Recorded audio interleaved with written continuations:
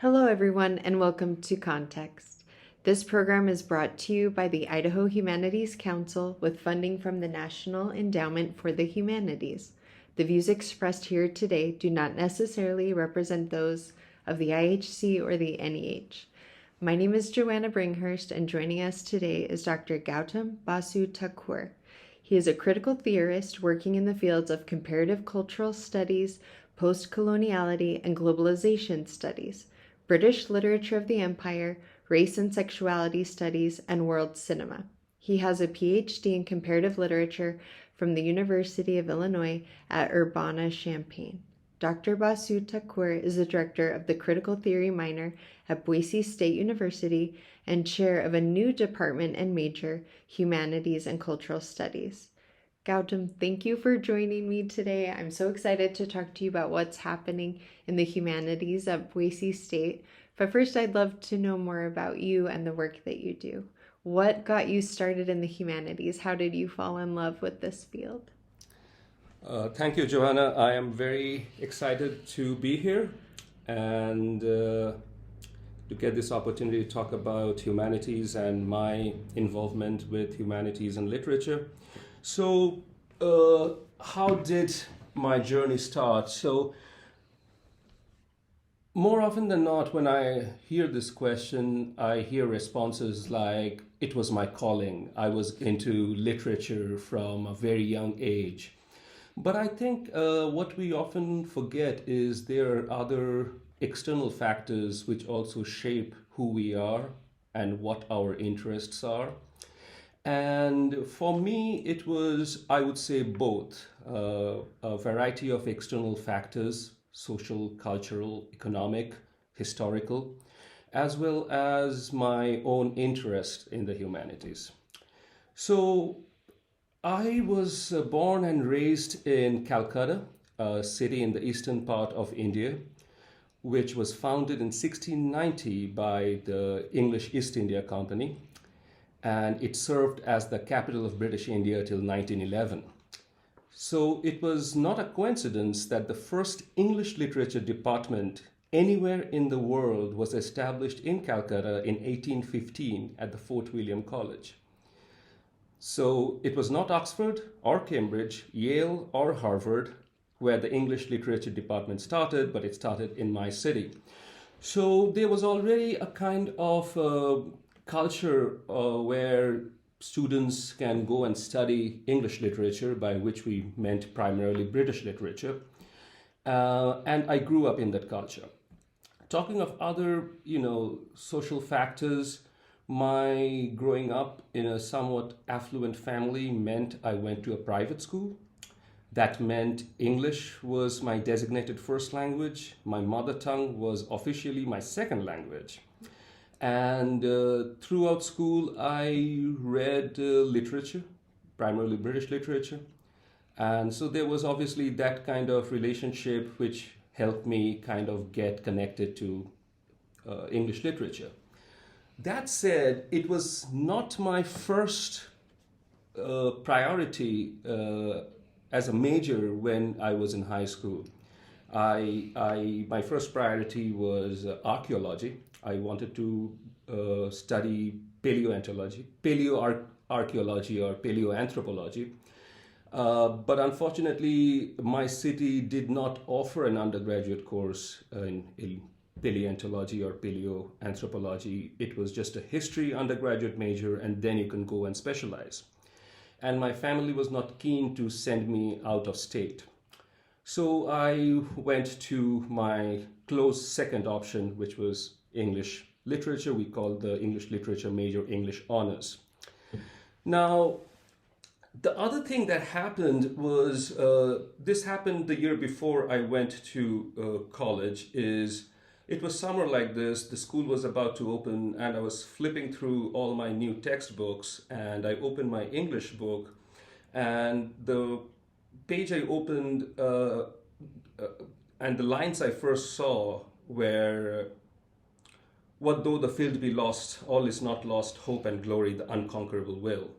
And that's from John Milton's Paradise Lost, Book 1. And I was fascinated with the power of the words I was fascinated with the entire scenario of a defeated Satan trying to make a comeback. But more importantly, I was fascinated with the author or the poet who was able to come up with those words. I did not know much about the context from within which Milton was writing, but those words fascinated me because I could relate them to my day and time. It was the early 90s, and those words suddenly resonated with the music that I was listening to, grunge and alternative. I found an odd resonance between those words and Nirvana, Kurt Cobain saying, "Teenage angst has paid off well. I am now old and bored." Or Smashing Pumpkins saying, "In spite of all my rage, I'm still a rat in a cage." So this connection of being able to relate a 16th, 17th century work written in England in a very different socio-political context, in terms of my own growing up in a very cosmopolitan city in the eastern part of India, via American alternative music coming from Seattle, pushed me towards learning more about English literature. And that's where it started. So I did my undergraduate bachelor's in English literature, followed it up with a master's in English literature. And basically, back then in India, studying English literature meant starting with Old English, learning Old English and Middle English, learning to translate from Old English into Modern English, reading the King James Bible from cover to cover, and then the entire range of British literature, starting from Chaucer and ending with Dylan Thomas.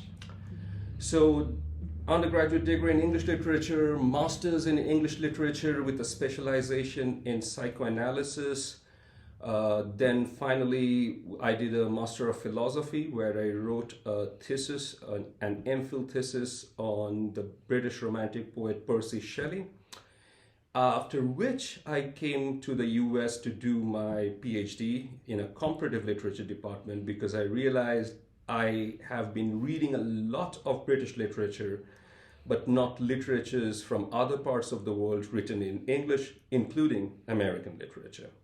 So I opted to work in a comparative literature program, but it was also where I was going to get access to training in critical theory, especially psychoanalytic theory. So that's how it started, as I said, and that's where I am now.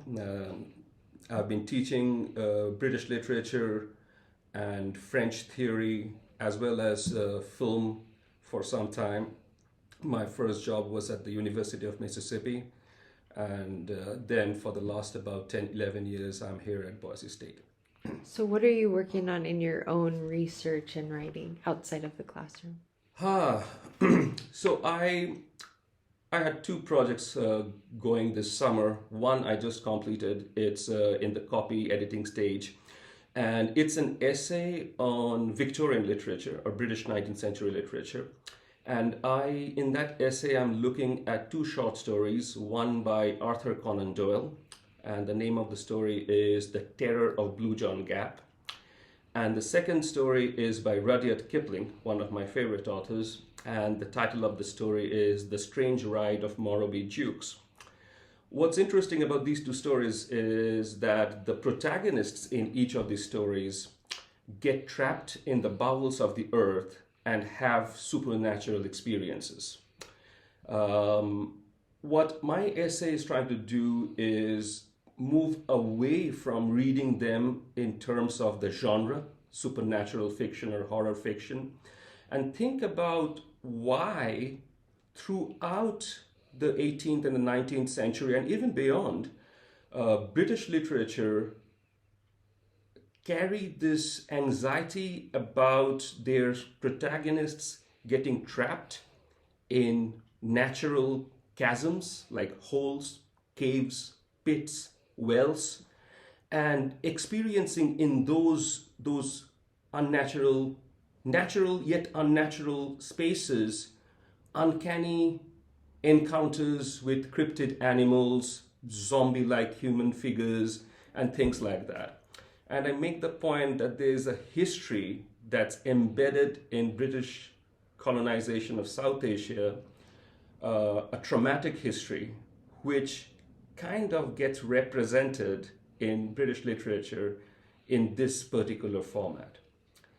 The other project which I'm working on now is also an essay, and it looks at some of the writings of the 20th century French psychoanalyst Jacques Lacan, especially his ideas about love. What does love mean? Specifically, I'm looking at a very kind of a cryptic statement that Lacan makes, and he's known well for making cryptic statements, where he says, love is giving to your other or beloved what he or she doesn't want, and asking from the other that thing which he or she doesn't have. Now that's very kind of unique in the sense that doesn't go with our commonplace notion of what love is, right? So I'm taking up this particular statement by Lacan, and I'm thinking about how it can be explored or unpacked so that it makes sense to even non-psychoanalytic readers. And I'm doing it through close reading of two texts. One is a short story. Most people read it in high school, I guess. O. Henry's The Gift of the Magi. And the second one is a film, Clint Eastwood's $1 Million Baby. And I'm looking at how in both the love relationship, in O. Henry's story between the husband and the wife, and in the Eastwood film between the coach and his student, that those relationships can be understood using Lacan's idea of what love is.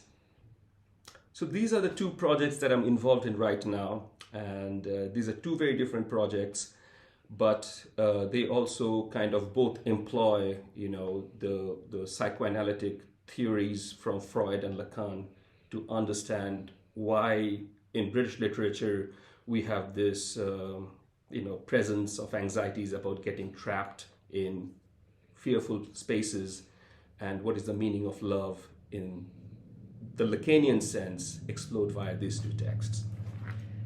You make me think of Jules Verne also being trapped in the earth and having wild adventures, anxious adventures. Absolutely, and we have that, that thing running throughout the 19th century. But as I said, you see this anxiety of encountering deadly underground spaces, even in contemporary cultural texts. For example, the Christopher Nolan's last part of the Batman trilogy, where Bane throws a Batman or Bruce Wayne into this pit. We are never told where this pit is. We are told it's in a far, far away land. But if we look closely, when the camera pans from the pit, you can see in a distance the blue walls of the surrounding city. And those blue walls are particularly recognizable to anyone from South Asia, and I'm thinking to many from outside of South Asia, because those are the walls of the UNESCO Heritage City in Rajasthan. Also, the way the pit is designed, there are similar kind of wells, like water wells, that were designed during the medieval and the post-medieval period in India, and those exist today. So like those staircases coming down and those angular cases.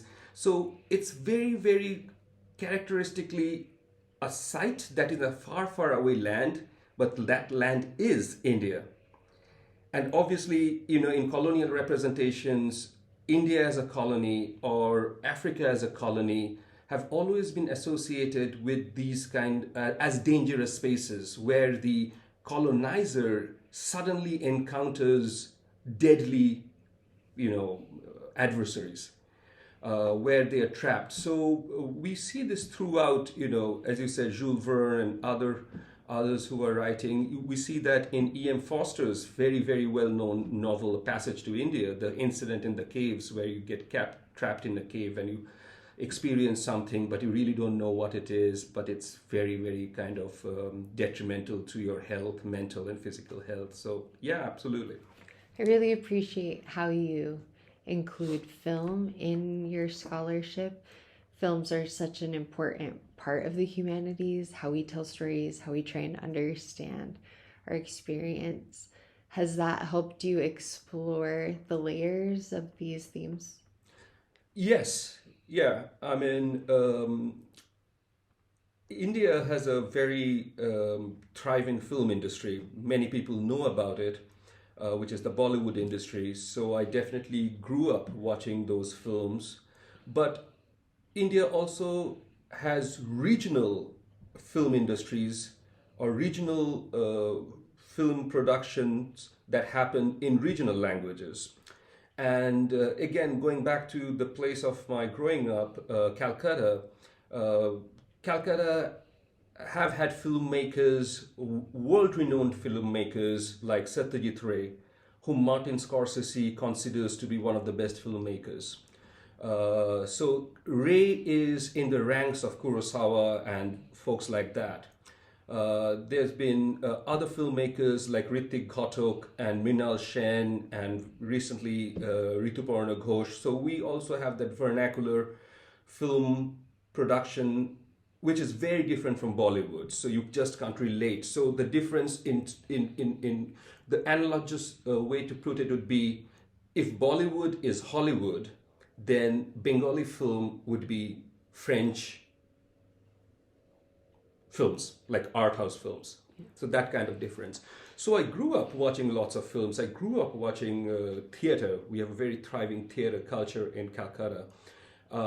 And I also grew up thanks to my father, who spent a long time in the late 70s and 80s in the US, a lot of Hollywood Westerns. So sometimes my mother would not like me going to, Clint Eastwood films or Bud Spencer and Terence Hill films. My father would take me anyways. And then when I was doing my own work in my graduate level, I found films to be very useful for understanding complex, dense philosophical concepts, even concepts from Freud and Lacan, which I would not be able to understand just by reading their theory. When I watched a film and I thought about the film using those ideas, I found that to be very helpful. And that's something that I try to do in my writing as well. As I said, I'm trying to explore that very dense and cryptic comment by Lacan about love through Million Dollar Baby.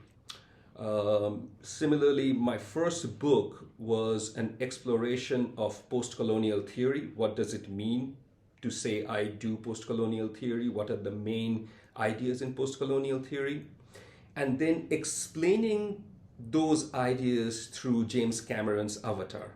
Mm-hmm. So I started my first book, my so-called entrance into the book world, with writing about films. And I do that when I'm teaching as well. I think our students, they watch a lot of films, and I do not kind of, discriminate between high cinema and low cinema. I am very happy talking about Francois Truffaut alongside the Marvel Cinematic Universe. So I find that it also helps students to understand some of those kind of dense ideas that they might not be otherwise finding easy to crack. So I think films are great, and as I said, all films that come, whether it's Barbie or since it's doing the rounds now. But what is also important is not to watch or read anything passively. It's important to be able to critically understand a film or a novel or a short story, and that critical understanding can only happen when we can analyze that text from multiple perspectives, we can weigh, measure, and balance different perspectives, often perspectives that might be opposed to one another. And that only brings out the quality of art. And that's something that humanities teaches both its students and scholars, how to read and understand from different perspectives, including perspectives which might not have a common meeting place. I totally agree. My family just watched Oh Brother, Where Art Thou? And I had so much pleasure and joy in learning and watching the film with my children and my husband and discussing the history and the art and the soundtrack and the cinematography and looking at it from different points of view. Mm-hmm. You are the director of the critical theory minor at Boise State, and I think critical theory has gotten a lot of attention recently, but a lot of us still don't really understand what the different theories mean and what their utility is to scholars. Can you explain the value of applying theory in literature studies? Yeah, absolutely. I mean, I think the first thing that I have to say is the confusion that many people have over critical theory as a discipline in the humanities is partly because of the naming of the discipline or field as critical theory. I mean, what does it even mean to say critical theory? I mean, we have critical pedagogy, we have in physics, I think something called critical mass. In the field of health sciences, we might have something like critical care unit. Does critical in critical theory mean the same as critical in critical mass or critical care? So what does it mean? Does it mean that critical means important theory? Or does it mean to be able to critically use theory in order to understand a text? But it doesn't even stop there, because there are two fields within the humanities which carry the name critical theory. The only difference is one uses lowercase c and t, and the other, which is the program at Boise State, uses capital C and capital T when talking about critical theory.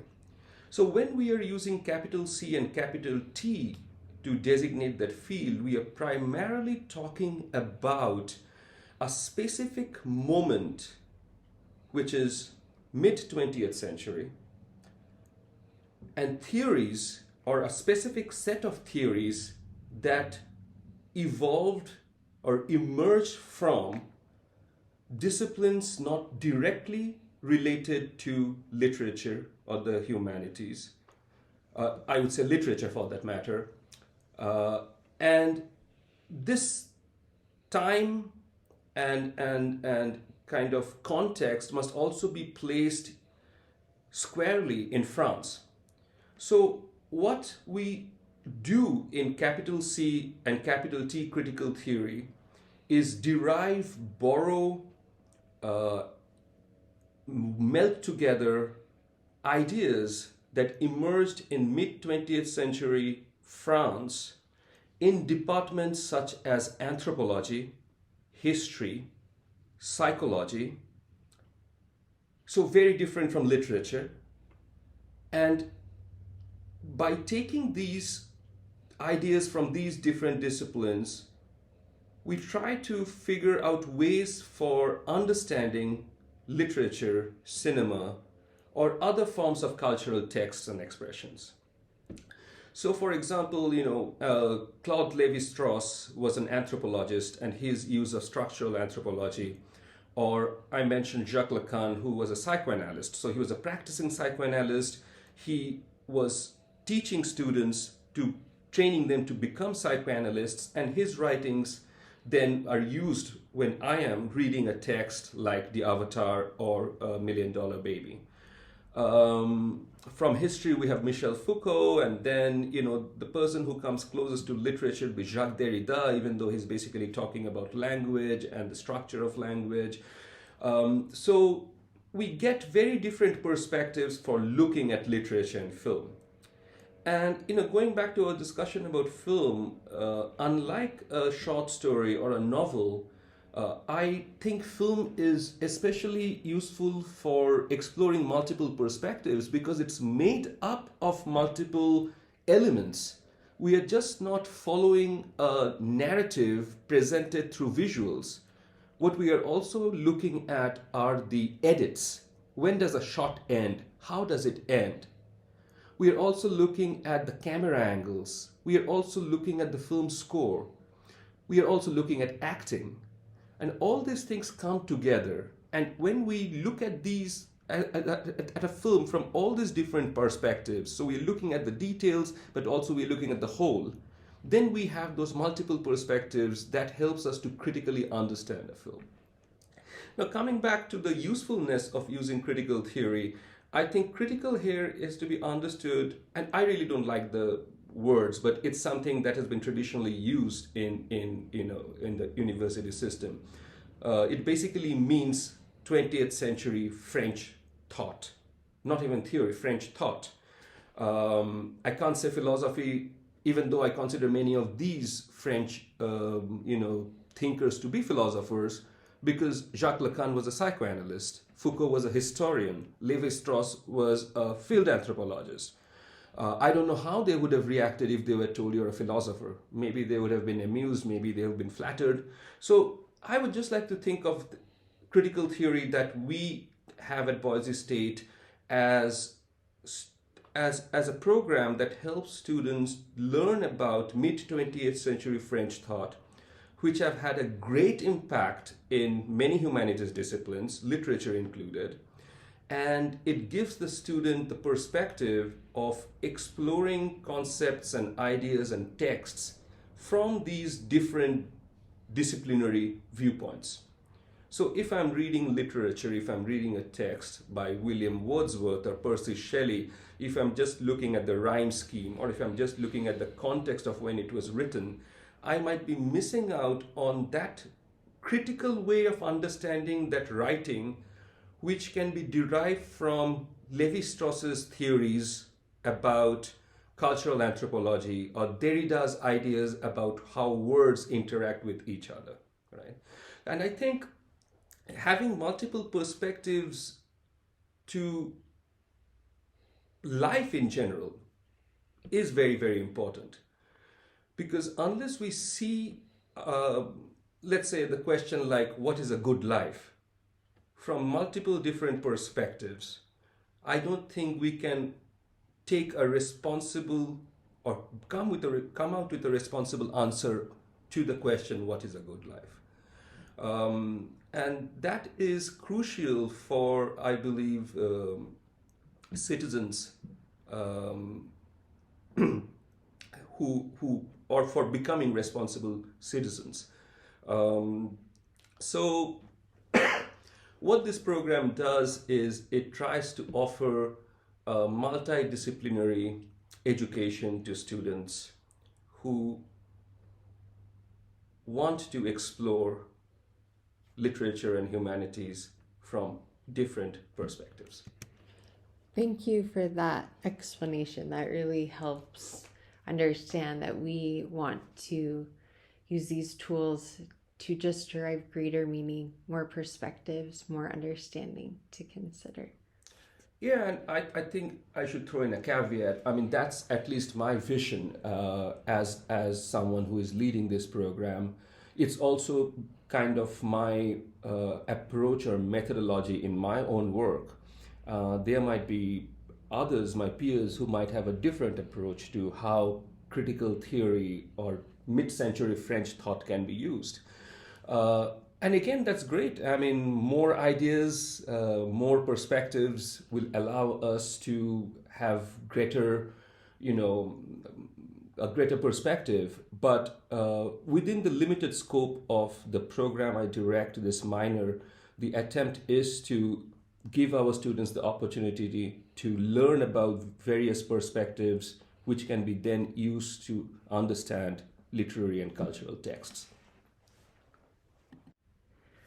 We're really excited to learn that Boise State has a new department in the humanities that you will be chairing. Can you tell us what it's going to be about? Yes, absolutely. I'm delighted to. So, this is a new department and major. This is the Department of Humanities and Cultural Studies. And the major, which is launching this fall, is Bachelor of Arts in Humanities and Cultural Studies.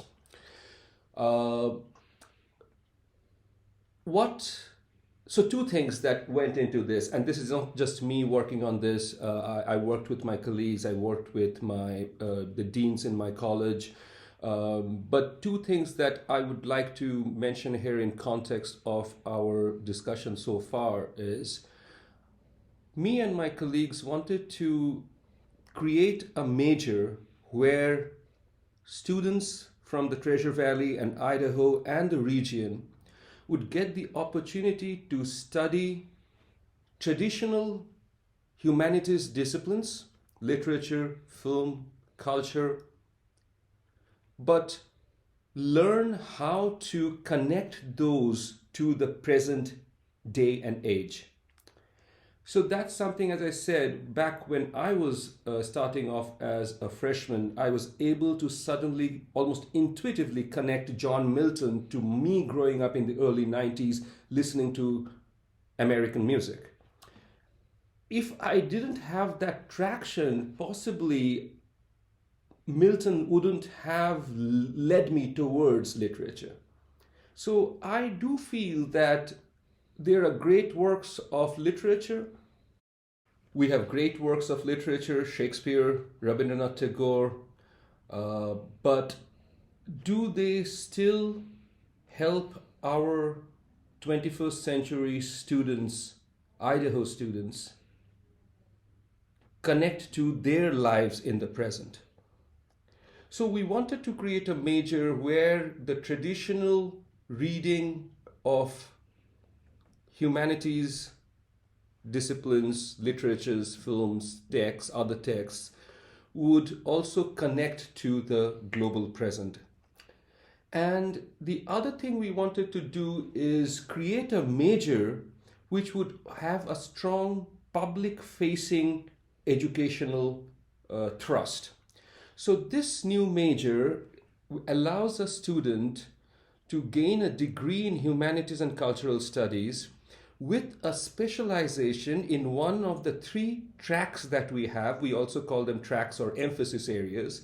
So a student can specialize in the area of literature, culture, and theory, or public humanities, or the third one is rhetoric and community engagement.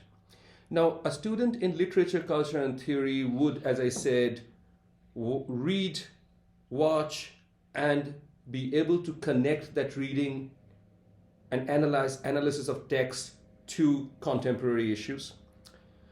A student in the public humanities would gain the opportunity of learning humanities skills and how to apply them in the public, as in when he or she or they go out to work in the public, engage with the public, address what are the main issues in the public sphere.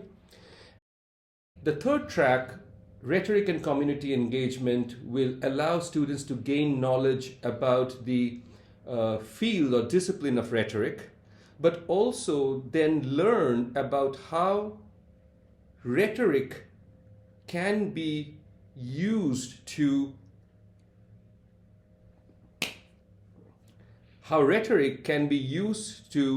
engage with the community, or how words and language can be crafted to meet the different needs of our different communities in Idaho. Because the kind of language that I might be using in creating a website for selling cupcakes in Boise would be very different if I'm doing it in a non-urban setting. So the use of language, how words are to be used, and how words can be used to engage with different communities and for addressing different community issues is the third track. So overall, the idea is through this new major, we would be able to train a new generation of students in Idaho and the region who would be better equipped to use their humanities skills for public good. And the last thing I would like to say is, as far as I know, this kind of a program does not exist anywhere in Idaho or the region. So this would be a first for the region, and I'm hoping this would allow us to serve the students of Idaho and the region much better. It's really exciting to see a new humanities program with such a strong public humanities component. We're all trying, I think, to understand the human experience better and to learn how to appreciate the people around us and understand their perspectives, and that our differences are a strength in our community. So I'm really excited to see that students will be going out into their communities and using those skills and engaging more around the state. Yes, absolutely. And I think when today we are so anxious about AI and all those things, students with humanities skills would play a very, very important role in the near future and beyond. So this would be our attempt to contribute to not just the humanities as we know it, but also reimagining the humanities for the 21st century. For it is not enough just to know how to read or analyze a work of literature, but to be able to take the ideas out of that masterpiece, let's say from Ernest Hemingway's works or Melville's works, and be able to find their relevance and use in today's context. So that's the attempt, and that's why this new program has been created. Wonderful. Well, I so appreciate you coming today to talk to us about it. We wish you the best success this first semester with your new program, and thank you for being with us today. Thank you, Johanna. Thank you very much.